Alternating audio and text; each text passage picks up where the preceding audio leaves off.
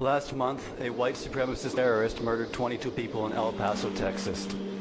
His evil act was inspired by the murder of 51 people at mosques in Christchurch, New Zealand. That man's evil act was inspired by the murder of 77 people in Norway in 2011. In Norway, terrorist Anders Breivik left a manifesto that describes how he was inspired by other extremist and nationalist groups around the globe. Breivik pointed to the RSS in India. He praised the right-wing Hindu nationalism of the RSS and its goal of making India into a Hindu nation. He praised the RSS for how they dominate the streets and often riot and attack Muslims. He said the goals of white supremacists and the RSS are identical and that they should learn from each other and cooperate as much as possible. The RSS is a fascist paramilitary founded in 1925, the same year that Hitler published Mein Kampf. The RSS developed with inspiration from the Nazis, and it produced Narendra Modi.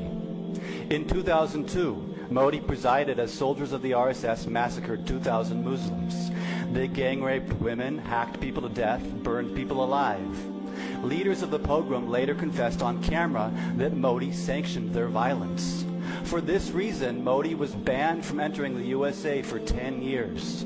Today, under Modi's iron-fisted regime, Christians, Dalits, Muslims, Sikhs, and every Hindu who disagrees with the hate, violence, and supremacy of the RSS lives in fear of their lives. Modi's hands are stained with blood.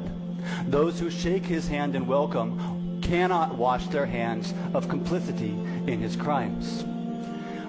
Bishop Desmond Tutu once said, "If you are neutral in situations of injustice, you have chosen the side of the oppressor. So what then if you roll out the red carpet for the oppressor?" The philosopher Plato said, "Silence is consent." So what then if you raise your voice in support of the oppressor? Rather than "Howdy, Modi," the city of Houston ought to be saying, "Adios, Modi."